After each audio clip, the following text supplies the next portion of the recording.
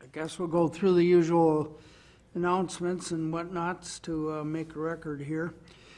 It's 10:01. Today is November 10th, 2022. We are gathered in room 1284 of the St. Croix County Government Center in Carmichael Road in Hudson, Wisconsin.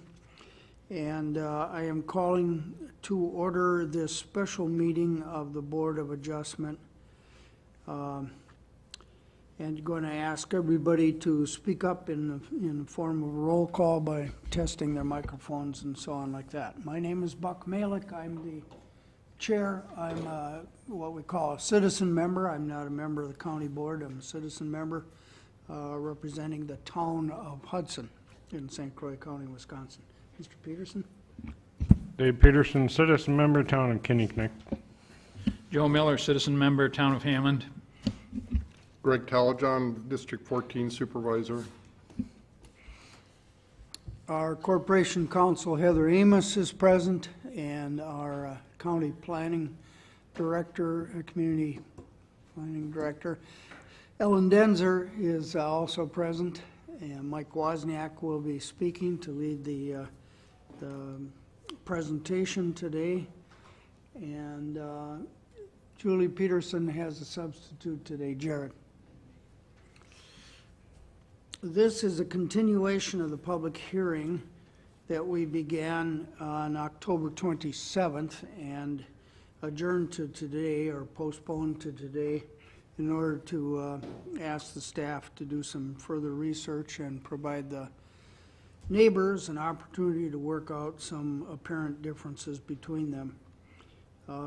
This meeting did not need to be specially noticed. It was noticed, at least to my knowledge, as required under the open meetings law. But as I say, no notice was necessary for the public hearing aspect of it since it was merely continued. I note no inadequacies in the publication under the open meeting law. If anybody present has a reason to think that something was missing or an error, please speak up now. Otherwise, we will assume that the meeting was properly noticed. I don't see anybody jumping up and down, so we'll pass over that. And Mr. Wozniak, I guess we'll turn it on to you. Very good. Good morning, board members and applicant and neighboring property owner and public who may be observing. We have back for your consideration the conditional use permit application from David and Jenny Tumax Vasquez at 2812 Highway 12 in town of Springfield, the Wilson area. This is a request to allow a construction of a two-family dwelling duplex on an R1 zone parcel. And I'm not going to go through the presentation staff report in its entirety. I'm going to focus on the issues that were brought up at the October 27th meeting and some new slides, new material that we've added that I think brings clarification to those issues. Bear with me just a moment here as I advance.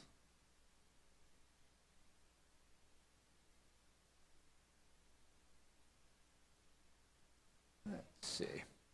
So regarding staff review and findings per Board of Adjustment direction. Again, at the October 27th meeting, the board directed staff to follow up on the items I've noted on the slide, and possible related conditions.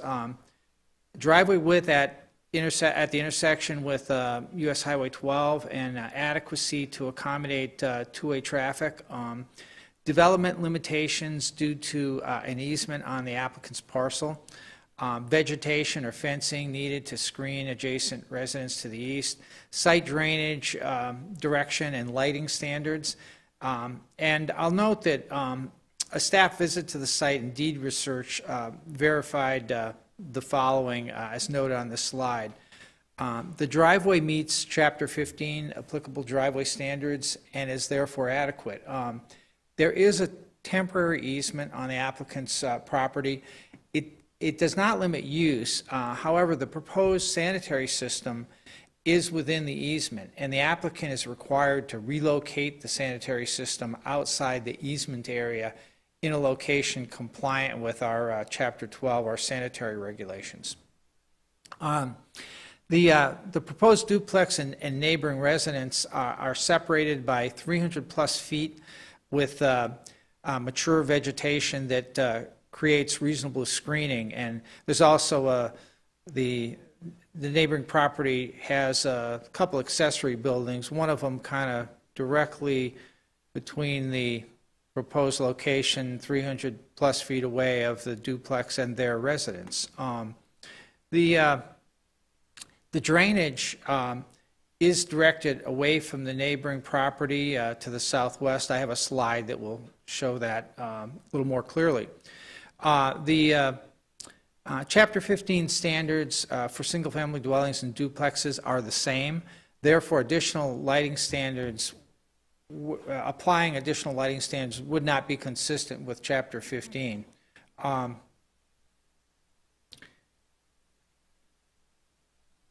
note that further regarding our staff review and findings for the board, all conditional use permit conditions must be based on conditions specified in Chapter 15, our zoning ordinance, or relate to the purpose of the ordinance, be reasonable, be measurable, to the extent practicable, and be based on substantial evidence presented. And we've noted on this slide, per 2017 Act 67 of Wisconsin statutes that, and Wisconsin statutes 59.69, 5E, B, 1 and 2 regarding conditional use permits. We've called out a couple of provisions here, and because I think they're important, I'm just going to read through them. If an applicant for a conditional use permit meets or agrees to meet all the requirements and conditions specified in county ordinance or those imposed by county zoning board, the county shall grant the conditional use permit. Any condition imposed must be related to the purpose of the ordinance and be based on substantial evidence. And second paragraph, the requirements and conditions described under subdivision 1 must be reasonable and to the extent practicable, measurable, and may include conditions such as the permit's duration, transfer, or renewal. I'll note that except for moving the sanitary system to a location outside the easement area in compliance with Chapter 12, community development staff do not recommend any modification or additions to the proposed conditions. Detailed information on the Board of Adjustment follow-up items is provided on a few more slides we've included in this revision to the staff report. Regarding the driveway, the shared driveway meets all applicable driveway standards in Chapter 15. Road access and driveway separation sections, as noted here at the top of the slide. These bullet points, I won't read through them all, but we've selected these provisions from the county's driveway and access standards because they're ones that would be applicable to this situation. We have a more extensive driveway and access section in Chapter 15, and it would take several slides to include that in our staff report, and it's really not relevant to this situation.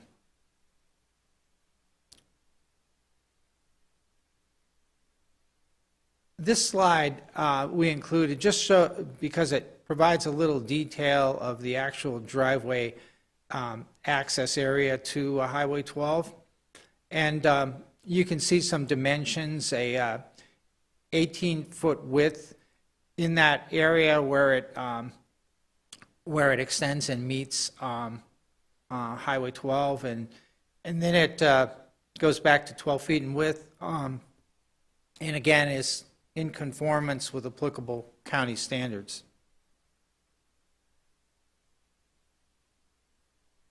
Regarding the easement and the impact on the required sanitary system, a 33-foot easement is described on a warranty deed filed in December 5th of 2013.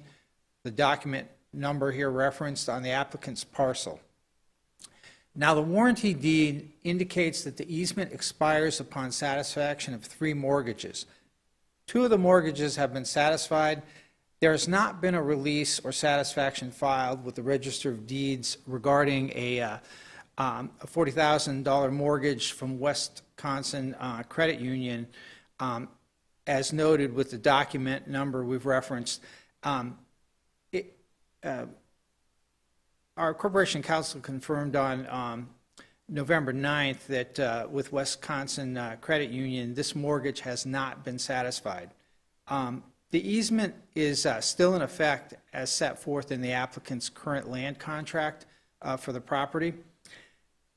The Pouts permit was approved on October 24th, 22nd by staff, and it is located within the easement. The location of the system is limited due to site conditions. Basically, the applicant is going to need to move their Pouts location outside the easement area in compliance with, again, Chapter 12, our sanitary regulations. And that could affect the location of the duplex, but may not. And so again, their plumber is going to have to evaluate this and submit a revision that'll have to go through the required review and meet all applicable requirements. And am I right to understand it's the building inspector who will make that determination that the relocated private on-site wastewater treatment is sufficiently distanced from the duplex house? Yes. Or will your staff do that? If there's any, let's put it this way, pending on what happens with any change to the sanitary plan, if the location of the dwelling, our staff would be made aware of that with any change to the sanitary permit. And we would be concerned if it departs in any significant way from your action today, we would address that accordingly. However, the main thing is, meeting setback requirements, including from the sanitary system and from property lines. To more clearly state, our staff will make sure that the setbacks are met. Our staff will.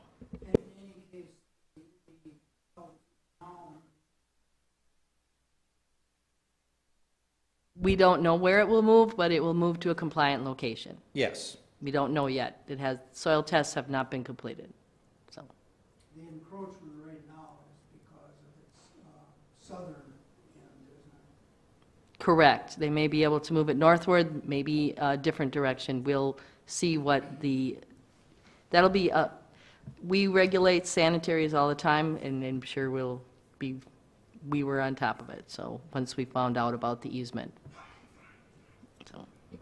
This slide just illustrates the contours and the flow of surface water drainage, and it would naturally flow to the southwest and away from the budding property owner Moore's dwelling, which is further to the east off of what's viewed on this slide. This is another slide just to give you a visual that shows the easement location. Provides a little clearer indication of the separation from the Moore's neighboring dwelling, the distance, location of a couple accessory buildings on their property, and an area of mature vegetation, trees that provides some visual separation and screening. So there is some considerable distance between where the duplex is proposed to be located and the abutting dwelling. Your options, as usual, are to approve the request, deny the request, or again, table, postpone the decision to consider information gathered or request additional information. Hopefully, we've satisfied your need for additional information on this with the research and analysis that's been done. Again, your action needs to consider the conditional use criteria established in Section 15, Section 15.550 of the county zoning ordinance. We're not recommending changes to the findings and recommended actions, so I'm not going to read through all of these, but can answer any questions the board may have. Oh, okay. Pardon me. Jared assisted with this.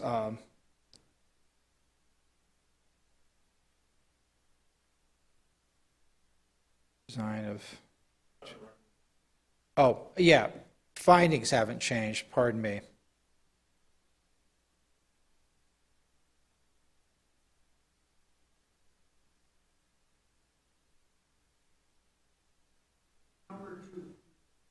Yeah, pardon.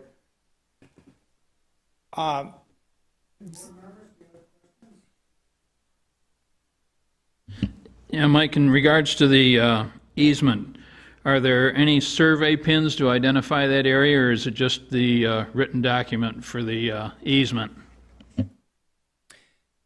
I'm not aware that there are survey pins, or it hasn't at this time been staked on site or anything like that.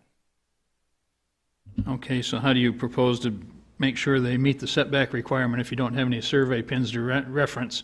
Well, with a revised submittal for the sanitary permit, we will likely require that kind of level of detail.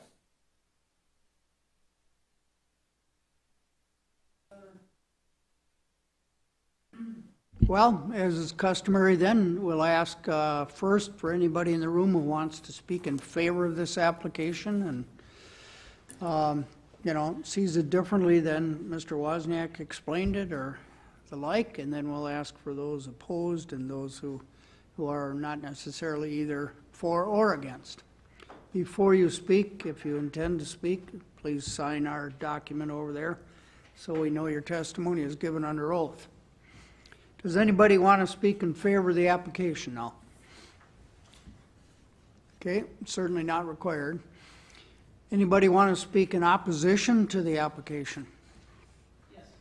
All right, step up to our microphone now that you've signed. Hi, my name's Jesse Moore. I'm the neighbor to the east of the property, and I just wanted to reaffirm the same things that I did the last time I was here about the security or the safety of people coming onto the driveway. I think that may have been addressed already, but I still have high concerns that that is a safety risk. And just in the couple days that I've been able to observe what was going on, I have seen 3 people having to stop on Highway 12 waiting for people to get out of the driveway so they can again come into the driveway. Again, that's a concern I have. I know there's state regulations for that, but again, that is a concern that I have. The second, I didn't see anything in here addressing the reduction in property values affecting the neighborhood. And the reason that I bring this up is, of course, I've been asking everybody I can about this, and I hear nothing but nightmare stories about bringing people in that are not vested in the property and renting there, they are nightmare stories. And I would like to see any type of, I know it's not required, but if there's any type of documentation that proves that this does not affect the property value of the neighbors, I would love to see it. But I very rarely take anybody's word for it. That comes up in here, speaks about that. And the easement. Those were the three things that I had talked about last time. They are the same three things that I have talked about this time, and I want to thank you for listening. Real quick, as long as you're right there, were you the one that established the easement to get to that further property? Yes, it was an agreement between Mr. Coleman and I on the Yeah, purchase so of that. are you aware of any survey pins anywhere in that easement to identify boundaries on it? There were survey pins there at one time. David and I was out there yesterday looking at it, and we could not find one of the survey pegs. It's not more than 3 or 4 inches from that corner post. There's a fence right there. It's not more than 3 or 4 inches from that, but we could not locate it yesterday. Okay, thank you. Any further questions for Mr. Moore? Thank you. Thank you. Anybody in the room who wants to speak to this application without necessarily declaring themselves in any particular fashion? All right, otherwise, we're on the verge of, did you wish to speak, sir? I just have a All right. question. It's not like against or in favor, it's just a question. I Yes, just want to make you're sure that. Mr. Tumax, aren't you? Yes, David Tumax, applicant. I see the drawing that you presented as far as the, let's see, the easement. So I- Keep going. Yeah.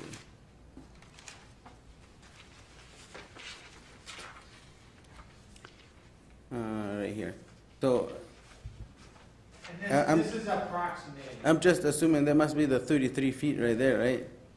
Or because I don't That's know what if I'm assuming. I read it right or wrong on the document that's written, but I thought it mentioned, like, it makes it sound like it's 50-50, so it's 16.5 feet this way and another 16.5 feet the neighbor's way. That's what I understood, so I don't know if that will change something, and that's just a question that it's kind of hard for me to understand because that's not something that I do, but on the Exhibit B on that document where it's noted, it kind of makes it sound to me like it's maybe half and half. I don't know. I could be wrong, or maybe just. Do you know, Mike or Jared, is this half of a 66-foot easement, or how, are you certain that it is 33 feet on the applicant's property for this temporary easement? I believe it is on the applicant's property. There's an Exhibit B to a deed that I can provide to him, but it's a 33-foot wide access easement located in the part of southwest quarter of the southwest quarter of Section 29. So I believe that would be on the applicant's property. I presume at one time it was for access to the neighbor's property, and that's why the easement. And what the document indicates is upon the satisfaction of all the mortgages, that easement will terminate. But there is still one mortgage that's in effect. But this legal description regarding the easement is in degrees, and so it's not very clear. I can't probably answer his question. Needs and bounds. Correct. Uh-huh. Thank So you. It's just a question that I had, and I thought I'll ask before. Did you understand the answer from our lawyer? Yeah. The whole 33 feet is on your property. Okay. All right. Thank you.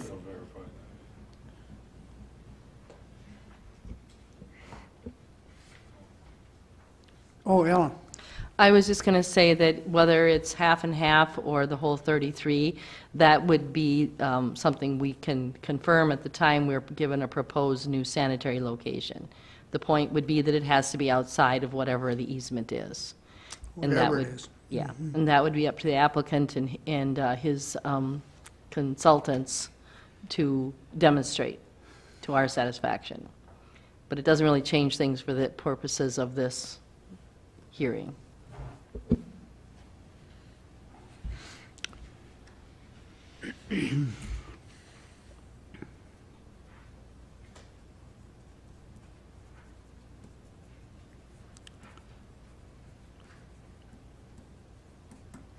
Any other questions, board members? Nope. Anybody got a last minute thing they want to say from the audience? All right, then it's 10:27. I'm going to officially close the hearing. That means we won't take any more testimony or documents in evidence. What's left is for the board to deal with the staff as it deems appropriate and make a decision on this case to conclude the applicant, granting, denying, or modifying as appropriate. Board members, have you got a preference here? Do you have questions for the staff or anything? Yes, I'm just thinking that according to the report here and the updated information, with exception to the septic, there's really not much that we would be able to do, and, you know, we wouldn't want to override the statute, so I guess I'm inclined to approve as amended. Joe? I agree with Dave that, you know, pending the septic system situation, which is going to get resolved in the course of the thing, that I'd go along with approving it. Somebody want to make a motion? We've got a quorum here. When we approve the exception, am I using the right term, as amended? I'll second it. Peterson Miller, motion made and seconded to adopt the staff recommendation to grant the conditional use permit as described. Further discussion? All in favor should now vote aye. Aye. Opposed should vote nay. Decision is unanimous. Okay, prepare a decision document and I'll sign it. That's it, folks. Thank you. Now we have on the agenda a proposed closed session to discuss strategy, litigation strategy, with respect to litigation in which this board is involved. Is there a motion to go into closed session? Mr. Peterson moves to go into closed session to discuss litigation strategy with our counsel. Is there a second? I second. Second by Mr. Telejohn. Discussion about that? All, yes. Oh, yeah, that's right, we do have to, unless it's unanimous, then it's obvious, but let's take a vote. Mr. Peterson? Yes. Malick votes aye. Miller? Aye. Telejohn? Yes. All votes are in favor of going into closed session, so secure the door if you please.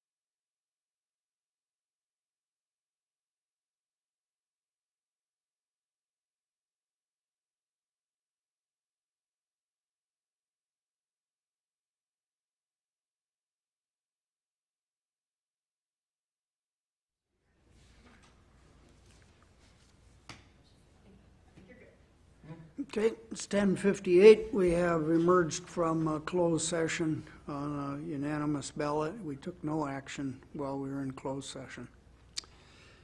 Anything about the next meeting or other business announcements, anything like that?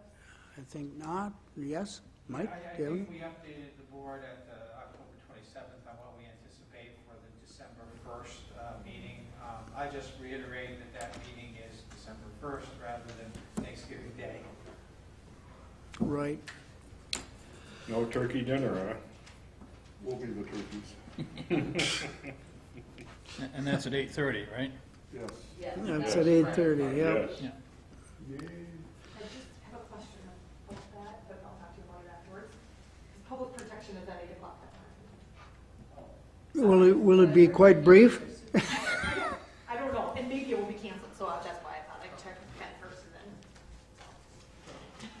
then. More to come on that. All right, I will declare this meeting adjourned at 10:59, and see you all on December 1st, I hope. Sounds good. Enjoy the Turkey Day. Good Oh, one, yeah. good one.